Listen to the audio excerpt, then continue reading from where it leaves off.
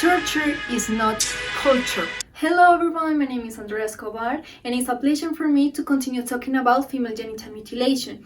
Today I'm gonna make a comparison about the development of female genital mutilation in Somalia and in the Embera community here in Colombia.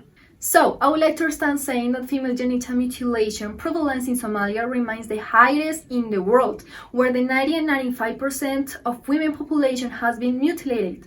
While in Colombia it is rare or limited to an ethnic community or immigrant communities where female genital mutilation is common. So, according to this, what is the role of women in those places? First of all, in Somalia, the African female symbolism resolves instead around the concept of the womb. Female genital mutilation draws on that idea of enclosure and fertility. Now, in the Embera woman is not only seen as a carrier that creates life, also she is associated to a family and territory keeper. So we can say that in both territories, woman is associated to creation of life. Now, talking about the procedure, both Somali and Embera community use knives, razors, broken glasses without anesthesia in order to carry out this procedure. Likewise, women are rejected when they refuse to do it.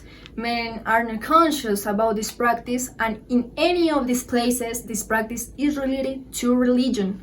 But there is a difference when we talk about ages and the type of female genital mutilation that is practiced in any one of these places. First of all, in Somalia, female genital mutilation is practiced in 5 or 9 years old girls, referring to the 82%. Meanwhile, in the Embera community, is practiced dates after the birth to puberty. And second, the type that has more prevalence in Somalia is number 3, that is infibulation, practiced by the 83% of the population. And in the Embera community, the most common is the clitoral cuts. And now, what about girls and women opinion about this practice? Unfortunately, there's not official data here in Colombia, but for sure they want to eliminate it in their communities. On the other hand, according to a study, 65% of Somali girls between the age of 19 and 49 think that female genital mutilation should continue. Also, there is a big percent of people that want medicalized female genital mutilation as a result of those families on higher incomes and with better education, believing that it will reduce the harm. Another aspect that we have to take into account are laws. Between Somalia and Colombia, there is a big difference in terms of law, but they share a common lack. Female genital mutilation is prohibited under the Somali constitution. The Article 15 sets out that circumcision of girls is a cruel and degrading customary practice. The circumcision of girls is prohibited.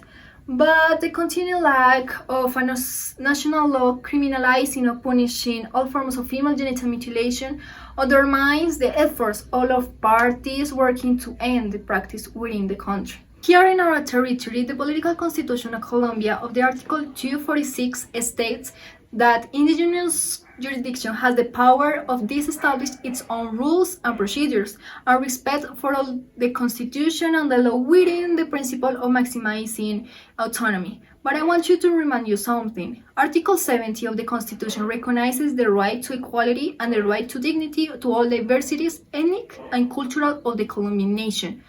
Yes, they deserve respect over their culture and traditions, right? But they should not be against the human rights of women and girls. Finally, what a better way to get in touch with a culture phenomenon than literature. In the first hand, we have Possessing the Secret of Joy. It is a book written by Alice Walker that tells the story of Tisha, an African woman who marries an American man named Adam. Then leaves Olinka, a fictional country where female genital mutilation is practiced, but then she decides to go back there. Instead of feeling free from not having the procedure done as a child, she feels bothered by it. The novel explores what it means to have one gender culturally defined and emphasizes that, according to Walker, torture is not culture.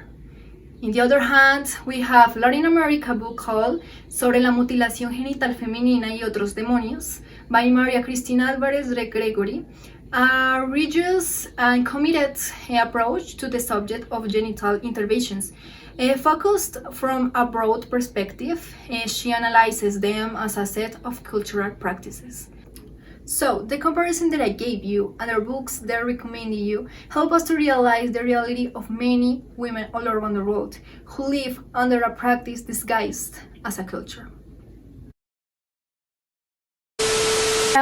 The Embera women is... So, talking... No?